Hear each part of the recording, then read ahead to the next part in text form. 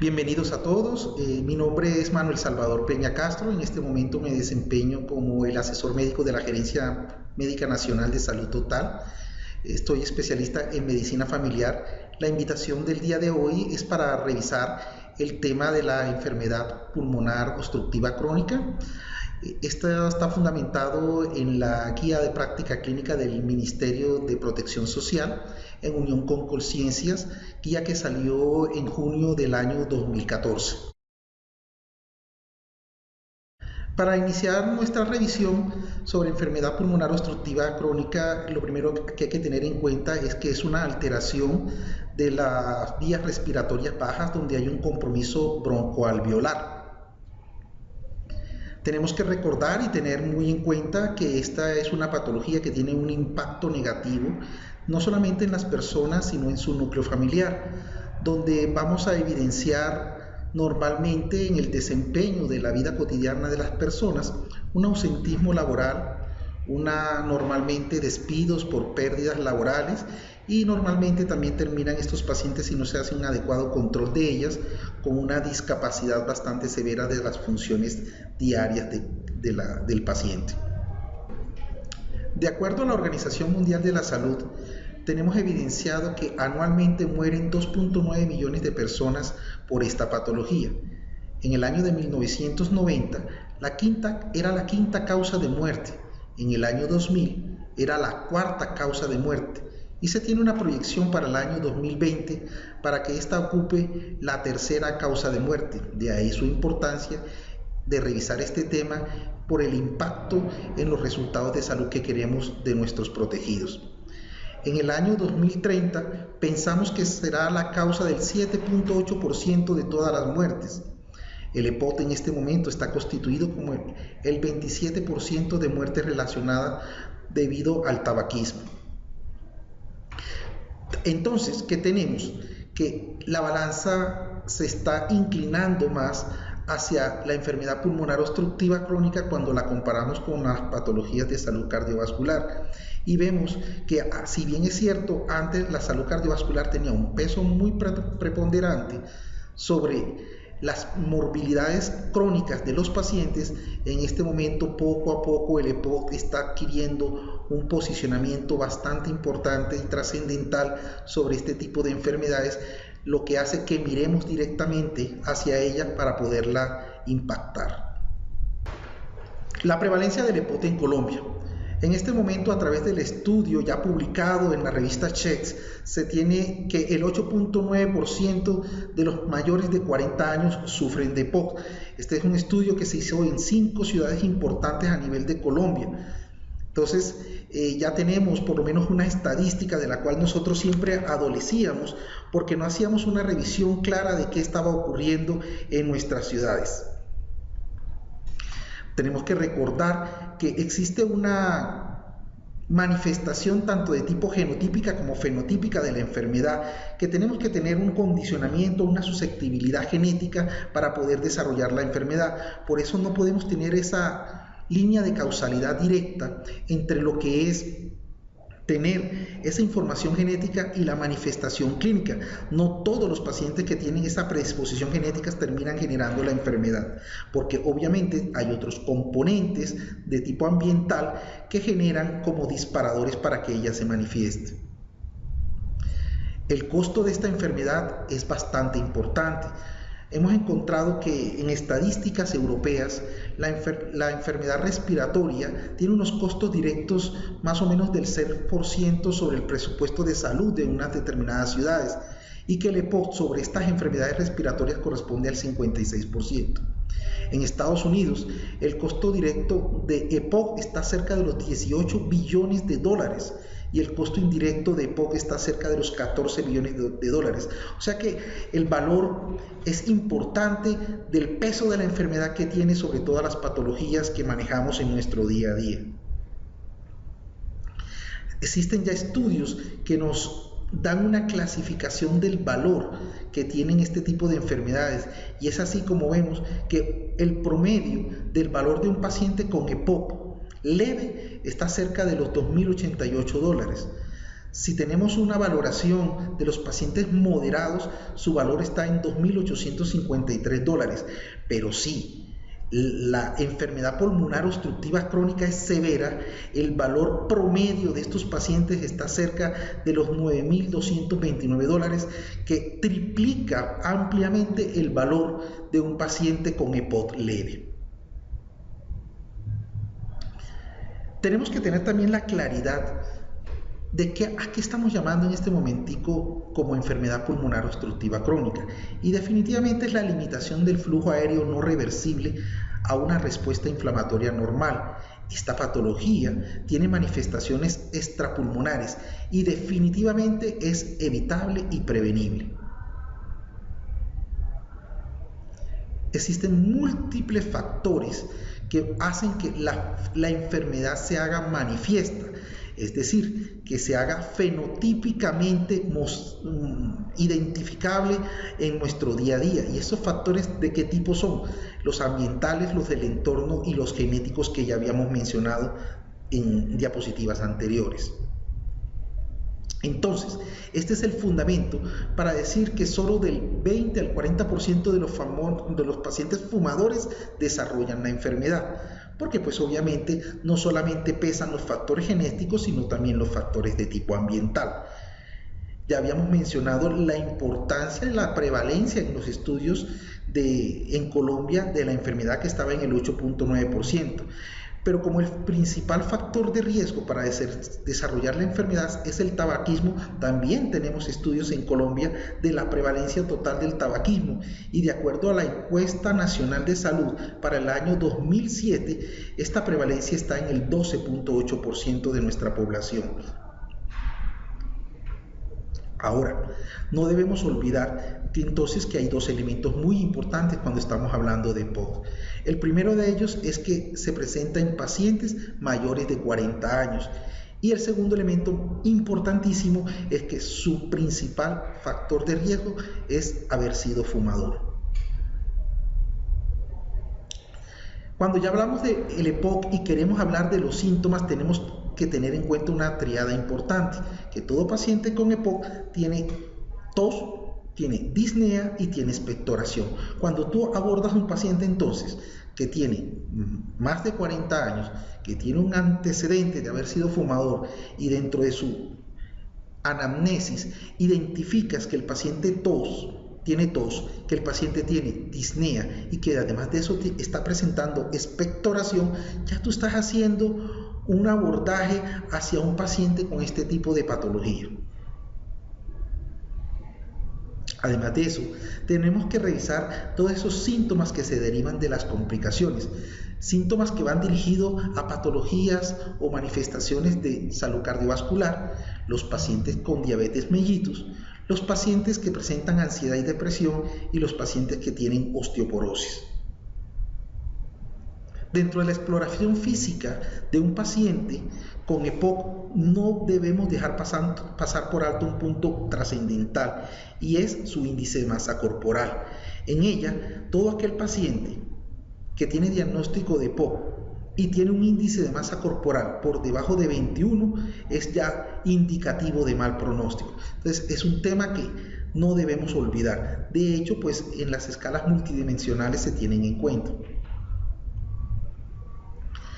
Otro elemento importante en la evaluación de un paciente con EPOC es la exploración de su función pulmonar. En ella vamos a establecer varias condiciones importantes. Y la primera de ellas es que cuando evaluamos la función pulmonar podemos establecer el diagnóstico de la enfermedad. Podemos cuantificar su gravedad.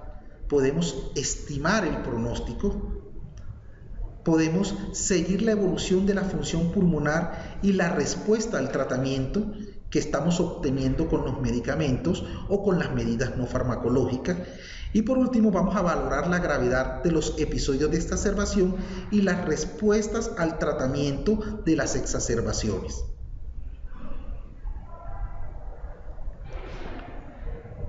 ¿Cómo evaluamos entonces la función pulmonar? Básicamente la hacemos con un estudio que ya todos conocemos, que es la espirometría. En esta espirometría nosotros obviamente vamos a poder establecer el diagnóstico, vamos a valorar la gravedad de la obstrucción, vamos a mirar a ver cómo está esa relación del PES-1 con la capacidad vital funcional del paciente, que en últimas, cuando esta está por debajo de 0.7 o por debajo del 70%, es cuando ya nos da el primer campanazo de alerta para decirte que este paciente tiene una alteración obstructiva de su vía respiratoria. ¿Cuál es nuestro principal objetivo cuando abordamos el paciente con EPOC? Lo primero que tenemos que conseguir es mejorar la función respiratoria. ¿Y esto cómo lo obtenemos? Cuando tenemos un volumen expiratorio al final del primer segundo mejor controlado. Pero obviamente no podemos olvidarnos de los otros elementos importantes. ¿Cuáles son esos elementos importantes?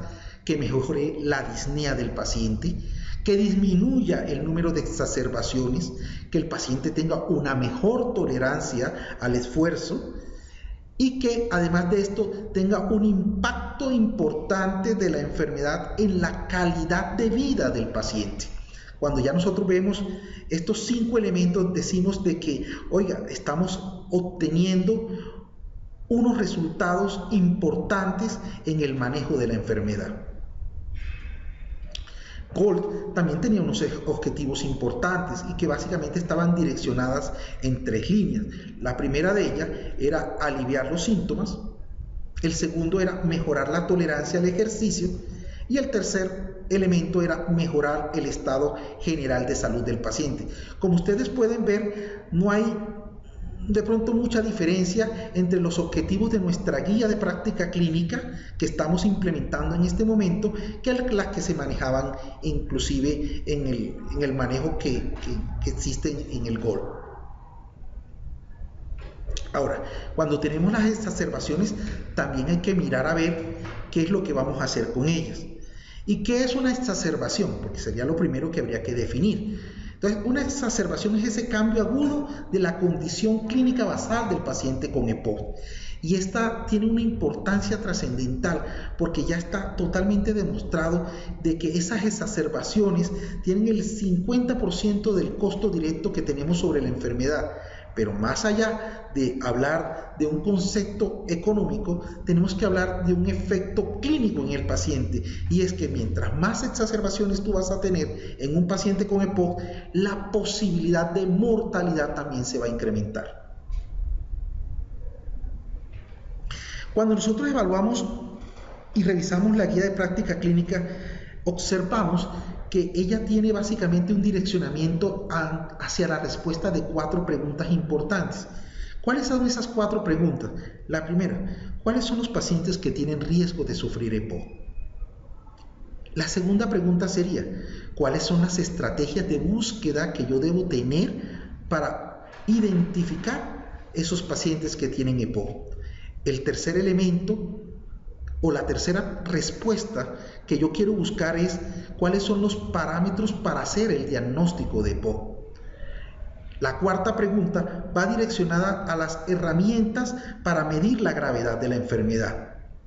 La quinta pregunta evalúa los aspectos clínicos y paraclínicos para hacerle el seguimiento. La sexta pregunta es, bueno, entonces ya teniendo este elemento importante que ya ha llegado al diagnóstico, ¿cuáles serían las medidas no farmacológicas para impactar esta enfermedad? La séptima pregunta sería, bueno, si ya tengo mis medidas no farmacológicas, ¿cuáles son las medidas farmacológicas que yo le tengo que hacer a este paciente? La octava pregunta sería, ¿cuáles son los criterios que me llevan a definir una exacerbación y cómo son los criterios de gravedad de ella?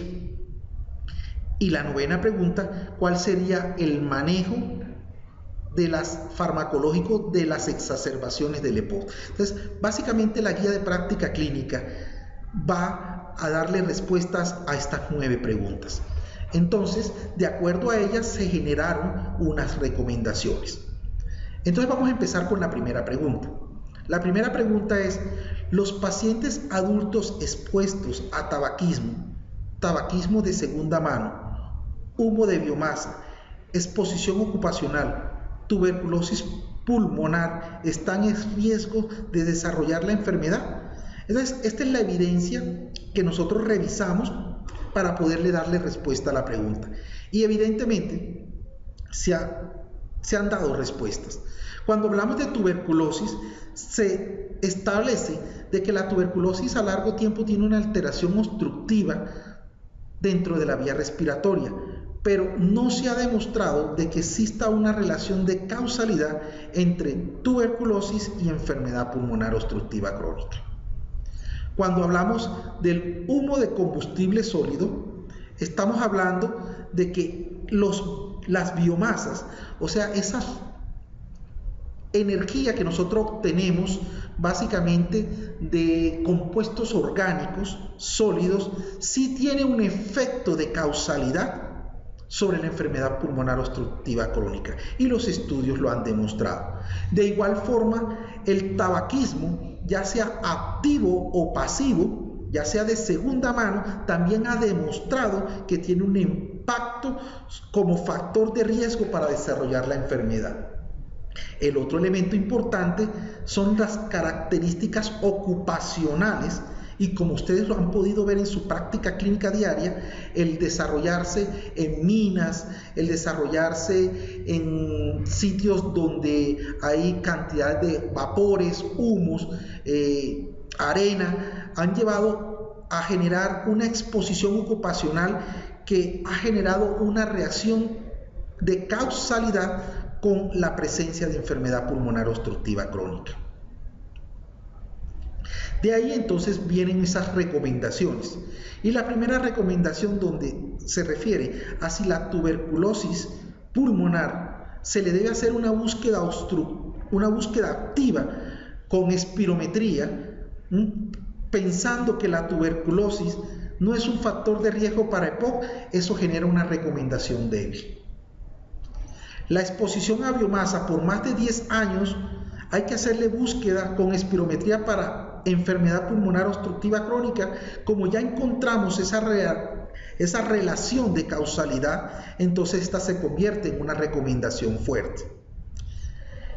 La tercera recomendación es de acuerdo a la prevención de la exposición a biomasa, y menciona: se sugiere acciones para la prevención de exposición y acciones para cesar este tipo de actividades, y la recomendación en este momento es débil porque no existen los estudios bien fundamentados de metaanálisis para darlo, pero como cuando uno lo ve en el día a día encuentra de que sí existe una relación, entonces la recomendación sigue siendo débil, pero hay que hacerla. El tabaquismo, que sería la cuarta recomendación. Hay que hacer búsqueda activa de EPOC en pacientes con antecedentes de tabaquismo, con Brinkmann mayor o igual a 400, con índice de paquete a año mayor o igual a 20, aunque no tenga síntomas, y la respuesta es sí. La recomendación es fuerte. Todo paciente que tenga el índice de paquete a año o un Brinkmann positivo mayor o igual a 400, definitivamente hay que hacerle búsqueda activa para este tipo de enfermedades. Se sugiere acciones para la prevención de tabaquismo y acciones para cesar la actividad de biomasa, o sea, para no cocinar con leña, para no utilizar las hogueras como fuente energética en algunos tipos de, sobre todo de viviendas del área rural. La recomendación es débil, pero sin embargo hemos visto que todos esos pacientes que han cocinado con leña han estado como factores de riesgo para desarrollar la enfermedad. Es decir, no existen los estudios fuertes de metaanálisis para que esto se dé, pero más sin embargo el día a día nos ha demostrado de que esto sí hay que hacerlo. Tabaquismo de segunda mano, lo que nosotros determinamos como fumador pasivo. Entonces, hay que hacer búsqueda activa para EPOC en pacientes con antecedentes de tabaquismo de segunda mano, y la respuesta es definitiva: sí hay que hacerlo, y existe una recomendación fuerte y existen los metaanálisis que han establecido de que hay que hacer un impacto directo sobre este tipo de pacientes. Prevención del tabaquismo. Hay que intensificar las acciones para la prevención del tabaquismo. Es una una respuesta contradictoria, que todavía no exista una recomendación fuerte. La recomendación es débil, pero se sugiere que hay que hacerlo. Exposiciones ocupacionales.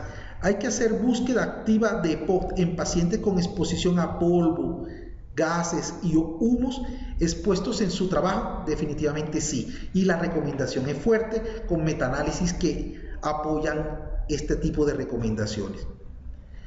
Exposición ocupacional anual, o sea que se haga año tras año, en una búsqueda activa de EPOC en pacientes con exposiciones a polvo, gases y humo anualmente durante la actividad laboral no se recomienda, es una recomendación realmente débil. Dando respuesta ya a esa primera pregunta, donde vamos a identificar los riesgos para desarrollar la enfermedad, entonces ya pasamos a la segunda pregunta, que va direccionada a las estrategias de búsqueda. ¿Cuáles son las estrategias que yo tengo que hacer? Entonces la pregunta es, ¿cuál es la mejor estrategia para la búsqueda de casos y o diagnóstico temprano en pacientes con sospecha de EPOC? Estos sujetos expuestos a factores de riesgos, sin síntomas ni signos de la enfermedad, ¿qué le debo yo hacer? Solamente tienen el factor de riesgo y no tienen manifestación clínica.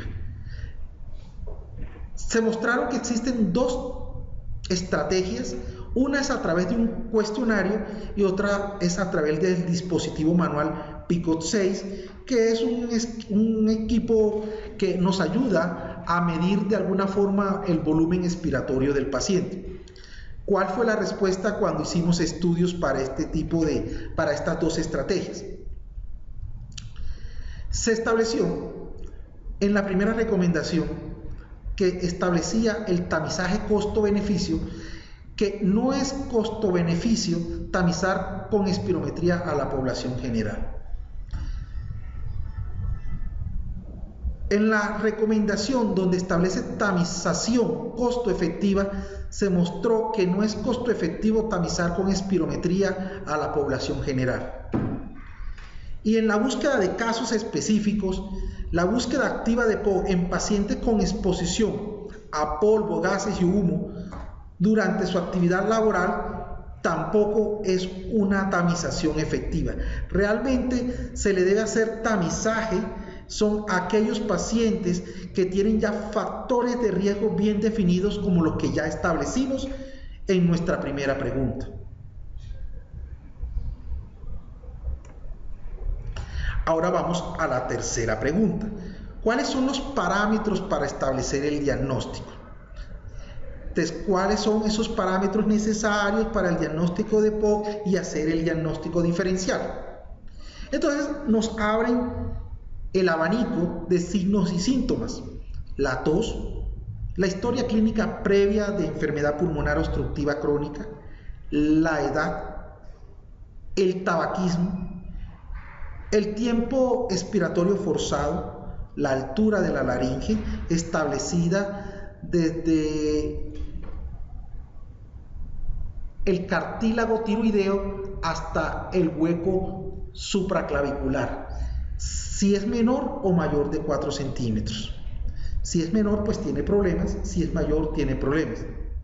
Y la espirometría prolongada, la expiración prolongada. Serían como las evaluaciones clínicas que usted le haría a un paciente con EPOC. Se ha demostrado que no existe un signo patognomónico que cuando está presente usted le dice: ese paciente tiene EPOC. Entonces, definitivamente, para yo poder hacer el diagnóstico de EPOC, tengo que unir la sintomatología, la clínica del paciente, más un estudio paraclínico, y uniéndolos puedo llegar entonces a decir definitivamente: este paciente tiene una enfermedad pulmonar obstructiva crónica.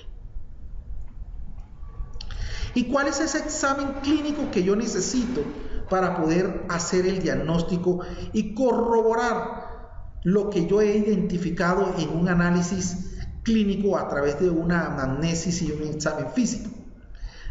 El estudio es la espirometría.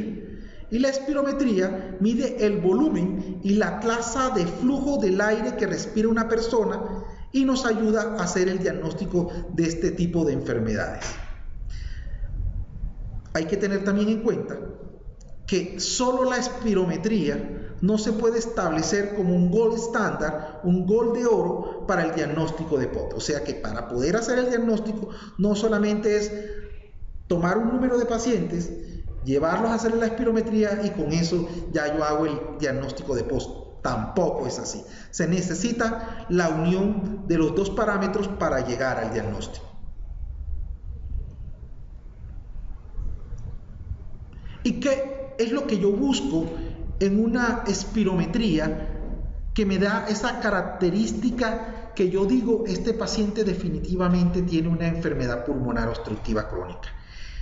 Entonces, lo primero que yo tengo que identificar es si el paciente tiene una alteración en la relación BEF1 sobre la capacidad vital funcional. Si esto está por debajo de 0,7, entonces ya estoy ante un paciente que tiene un problema broncoobstructivo.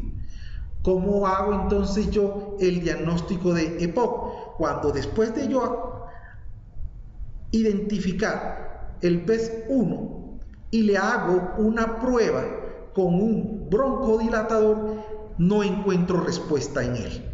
Y básicamente es también un diagnóstico diferencial con un paciente de tipo alérgico, entre los más característicos el asma, donde cuando yo le hago la prueba postbroncodilatadora, este paciente sí me da una mejoría de su BEF1. Entonces, ojo con eso. Entonces, ya, ¿cuáles serían? Entonces, primero, una relación BEF1, capacidad vital funcional por debajo de 0,7, y una mala respuesta del BEF1 posterior al postbroncodilatador. Cuando ya yo tengo eso, entonces ya estoy ante una identificación a través de este estudio de que me indica que este paciente tiene un EPOC. Ahora, ¿cuáles son las recomendaciones de acuerdo a lo que hemos analizado? Historia clínica y signos y síntomas. Ningún signo o síntoma es patognomónico para hacer el diagnóstico. Se hace necesario los paraclínicos. La espirometría. Se recomienda practicar espirometría pre y postbroncodilatador para confirmar el diagnóstico de la EPOC. Siempre hay que hacer el BEF pre y el postbroncodilatador para poder comparar el primero con el segundo y poder hacer el diagnóstico. Y esta es la recomendación fuerte. Solamente con esto, entonces ya tú puedes decir que estás frente a un tipo de pacientes con EPOC. Vamos a la cuarta pregunta. ¿Cuáles son las herramientas que me ayudan a medir la gravedad de una enfermedad pulmonar obstructiva crónica estable? ¿Cuál o cuáles serían las de mejor desempeño? Entonces se evaluaron varias herramientas para evaluar la gravedad del EPOC estable. Entonces se dijo primero, bueno, trabajemos con el BEF1, sería importante, y se encontró que esta se relaciona de forma inversa con el número de exacerbaciones. ¿Qué quiere decir? Que a mayor BEF1, o sea, más cerca de la normalidad, hay menores exacerbaciones. Y cuando hay menor BEF1, hay mayor número de exacerbaciones. Ese fue la primera herramienta que se utilizó. La segunda herramienta es la historia de exacerbaciones. Y se encontró que a mayores exacerbaciones del paciente hay peor pronóstico de él. La otra herramienta fue el índice multidimensional.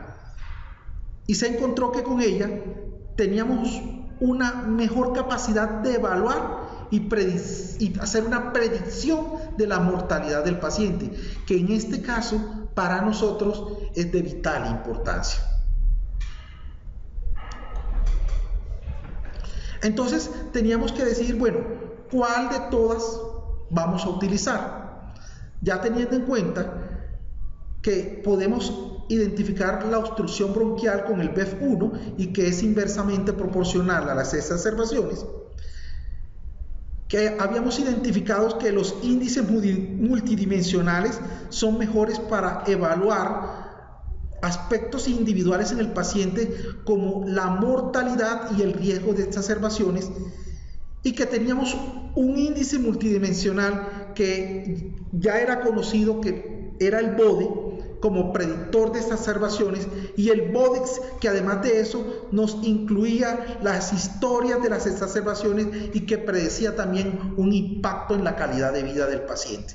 Cuando nosotros revisamos estos tres elementos, definitivamente tenemos que ir por estas herramientas de tipo multidimensional, porque en estas herramientas incluyen el BES1, incluyen las exacerbaciones, pero además de eso nos miden índice de masa corporal y nos miden el grado de disnea del paciente. Entonces, como pueden ver, es una medida mucho más exacta y que nos abre un abanico de posibilidades del paciente para impactarlo mucho más rápidamente, porque ya yo sé en este momento, cuando hago este análisis, la probabilidad de mortalidad y el impacto en calidad de vida que tengo sobre el paciente. Y definitivamente la recomendación fue fuerte. Se recomienda a todo paciente con EPOC estable practicar una evaluación con una escala multidimensional. Inicialmente sería el BODEX, pero definitivamente el BODE sin X sobre el BODEX es mejor. Lo que sucede es que estructuralmente a veces no es fácil hacer la caminata de los 6 metros en el paciente. Entonces decidimos trabajar más con el BODEX, donde en él se mide más el número de exacerbaciones.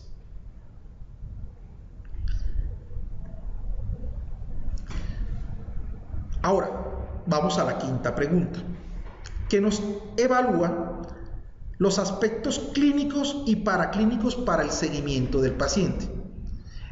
Y la pregunta sería, dentro de los diferentes aspectos clínicos y paraclínicos disponibles para el seguimiento de la EPOC estable, ¿cuál o cuáles tendrían un impacto clínico? Yo creo que ya, de acuerdo a lo que hemos venido conversando, sale a la luz la claridad acerca de esto. Entonces, lo vamos a hacer a través de consultas clínicas. Existe otro mecanismo que es una escala que se llama CAT. Lo hacemos con BODE o BODEX, o lo hacemos con caminatas de 6 minutos y espirometrías. Bueno, tocaría revisar.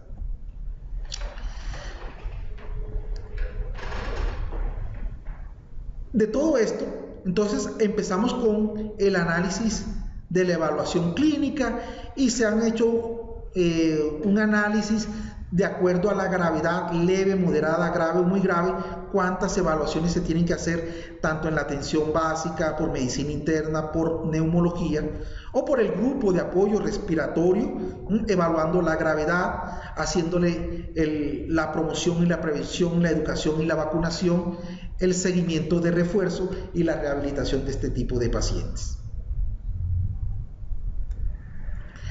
El CAT lamentablemente tiene una limitación en el seguimiento, realmente tiene un impacto más en la valoración inicial que nos predice desenlaces. El BODEX nos predice desenlaces, pero también es un predictor de mortalidad.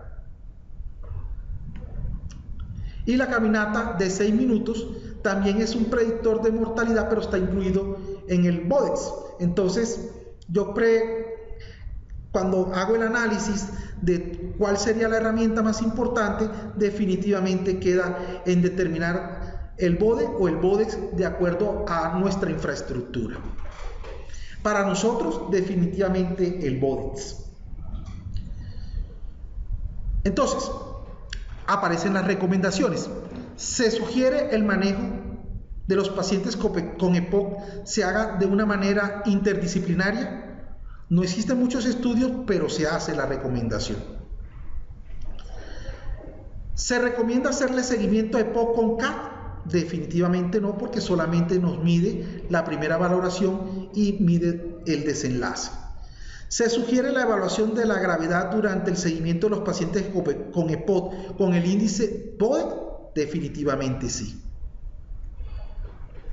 Ahora vamos a hablar de las estrategias no farmacológicas, y en ellas están incluidas educación, rehabilitación, cesación del tabaco, nutrición, apoyo psicológico, terapia respiratoria, solas o en combinación.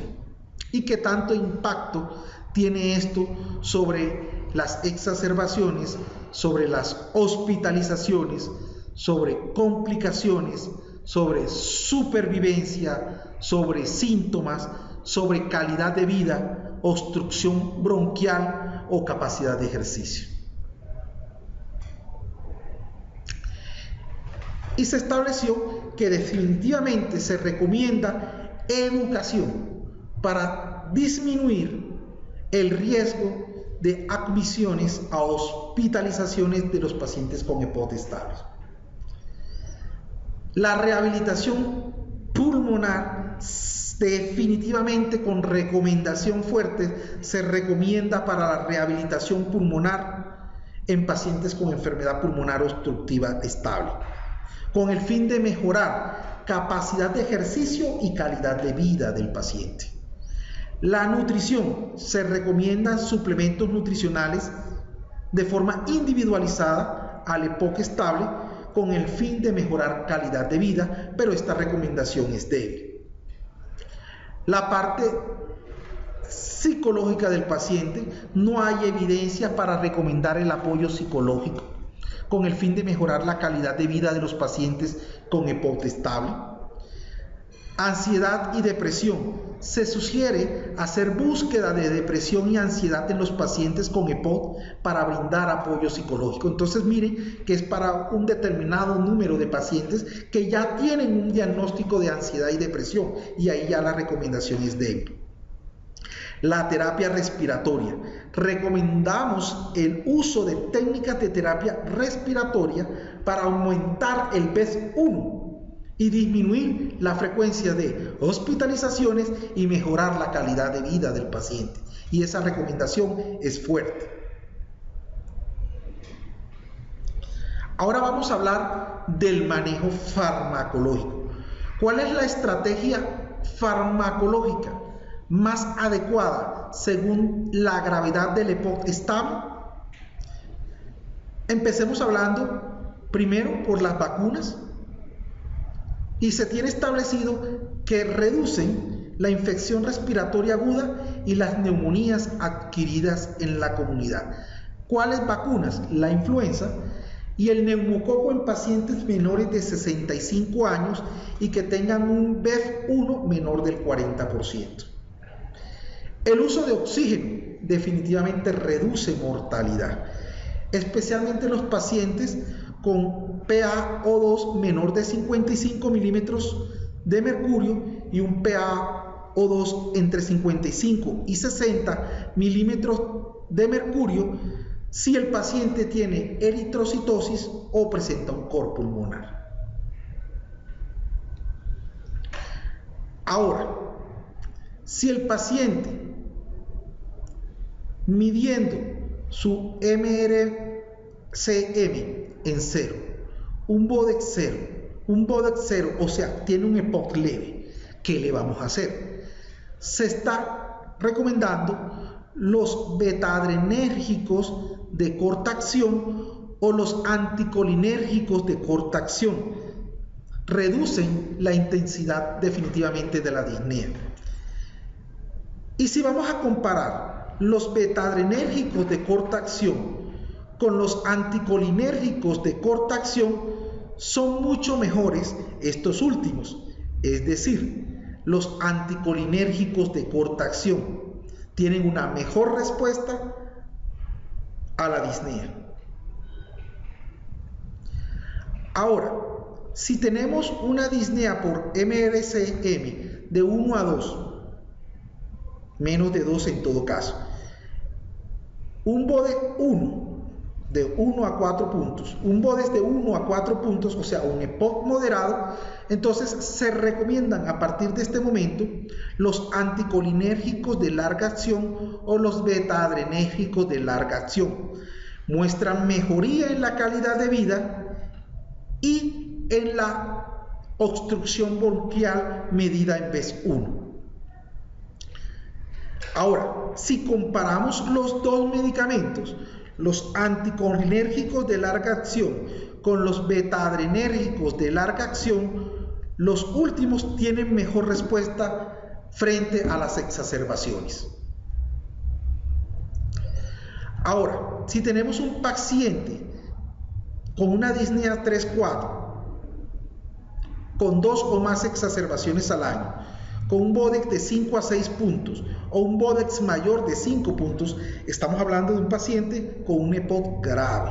Entonces, en este orden de ideas, tenemos que mirar al paciente si es de primera vez o si es un paciente ya antiguo. Si es un paciente de nuevo, se recomienda los anticolinérgicos de larga acción o los beta-adrenérgicos de larga acción. Los últimos tienen una mejor respuesta a las exacerbaciones, hospitalizaciones y complicaciones de la terapia. Los antiguos, si ya vienen con tratamiento con anticolinérgicos de larga acción, se puede retirar el anticolinérgico de larga acción y se inicia el beta-adrenérgico de larga acción con un corticoide, que esto mejora calidad de vida. Si el paciente es antiguo y viene con tratamiento con anticolinérgicos de larga acción, tú también tienes la posibilidad de dejar el anticolinérgico de larga acción y puedes iniciar el beta-adrenérgico de larga acción con el corticoide, que esto te mejora la obstrucción bronquial y también las exacerbaciones y disminuye también mortalidad. Ahora, si tú tienes un paciente EPOC muy grave, dado por una disnea medido en MRCM de 2 a 3, con historias de exacerbaciones frecuentes, que ha requerido ingresos a hospitalizaciones, con un BODEX mayor o igual a 7 puntos o un BODEX mayor o igual a 5 puntos, ¿qué le vamos a hacer? A estos pacientes se les hace el tratamiento con anticolinérgicos de larga acción más beta-adrenérgicos de larga acción más un corticoide para mejorar la obstrucción bronquial, disminuir exacerbaciones y disminuir mortalidad. Además de eso, le iniciamos Roflumilast al tratamiento para mejorar exacerbaciones y un antibiótico tipo macrólido para mejorar y reducir las exacerbaciones del paciente.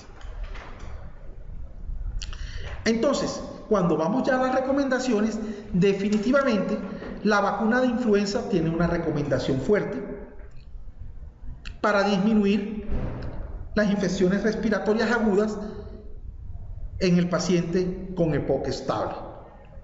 No hay evidencia que diga que reduzca las hospitalizaciones. La vacuna con neumococo está recomendada a los pacientes menores de 65 años y con un BES1 menor del 40%. Reduce las neumonías adquiridas en la comunidad y es una recomendación fuerte. La vacunación contra el neumococo en pacientes mayores de 65 años no tiene una recomendación fuerte, es más bien una recomendación débil. Pero bueno, se sugiere para pacientes la del neumococo para reducir las neumonías adquiridas en la comunidad. El uso de oxígeno. Se recomienda el uso de oxígeno domiciliario por 15 horas al día o más en pacientes con EPOC con PaO2 menores de 55 milímetros de mercurio en reposo para mejorar supervivencia, y es una recomendación fuerte. De igual forma, se recomienda en aquellos que se encuentran con presión AO2 de 55 a 60 milímetros de mercurio si estos pacientes presentan eritrocitosis o tienen un cor pulmonar. también para mejorar supervivencia. El EPOC leve definitivamente se recomienda iniciar con broncodilatadores beta-adrenérgicos o anticolinérgicos de corta acción y la recomendación es fuerte. El EPOC leve se recomienda más el anticolinérgico, es decir, el bromuro de ipratropio, sobre el beta-adrenérgico y la recomendación es fuerte. Entonces, el EPOC moderado, no olvidar el anticolinérgico de larga acción o el beta-adrenérgico de larga acción, dadas sus beneficios sobre exacerbaciones, hospitalizaciones y complicaciones de la terapia. Y es una recomendación fuerte. Preferiblemente, obviamente, los anticolinérgicos sobre los beta-adrenérgicos. Hablemos de la teofilina, de las antinas. No se recomienda el uso de teofilina, dada la evidencia actual de que no apoya su uso preferencial sobre ninguna terapia inhalada y porque tiene un perfil de riesgo-beneficio bastante estrecho. Y la recomendación para esto es fuerte, o sea, teofilina no se debe utilizar en pacientes con EPOC. EPOC grave, recomendaciones: utilizar anticolinérgicos de larga acción, beta-adrenérgicos de larga acción para el beneficio sobre exacerbaciones, hospitalizaciones y complicaciones de la terapia.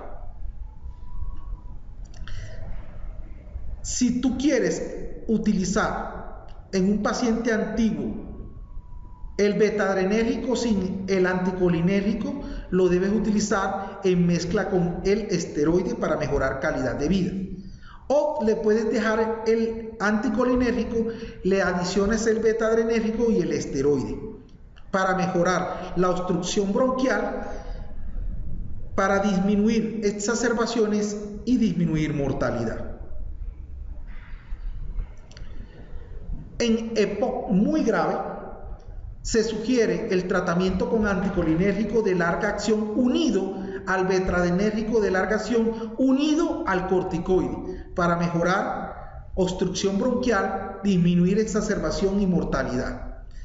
En este momento, cuando tú tienes un paciente muy grave, debes iniciar el roflumilast, normalmente ya de uso de neumología, y se le debe anexar un antibiótico tipo macrólido para mejorar las exacerbaciones, y esta recomendación es fuerte. Ahora hablamos de los criterios de gravedad de las exacerbaciones. ¿Qué es una exacerbación en un paciente con EPOC? Es cuando hay un incremento agudo de los síntomas. Recordamos los síntomas: o que el paciente tenga disnea, o que el paciente tenga tos, o que el paciente tenga expectoración. Si uno de estos tres se eleva, el paciente se sale de su parámetro normal y entonces ya yo diagnostico de que el paciente está en una exacerbación. Entonces, ¿cuáles son los parámetros adecuados para clasificar esta gravedad de la exacerbación?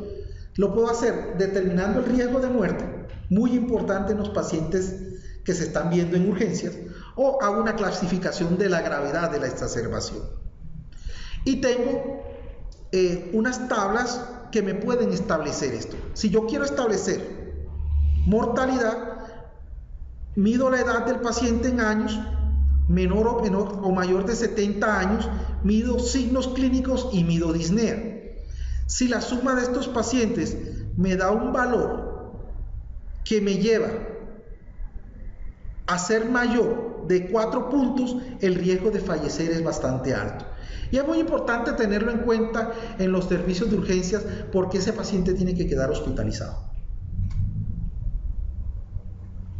Ahora, también existe otro parámetro para establecer clasificación de la gravedad. En ello se miden 3 elementos importantes: los antecedentes, el examen físico y los paraclínicos del paciente. Yo establezco de que esta exacerbación es leve cuando no presento ningún antecedente positivo ni ningún otro elemento dentro de los parámetros clínicos o paraclínicos del paciente. La exacerbación es moderada si yo presento un elemento dentro de la casilla de antecedentes, pero no así dentro del examen físico ni dentro de los paraclínicos. Y si será severa, que con o sin antecedentes yo tengo alteración en el examen clínico o en el paraclínico del paciente. Esto me establece básicamente la gravedad de la exacerbación del EPOC.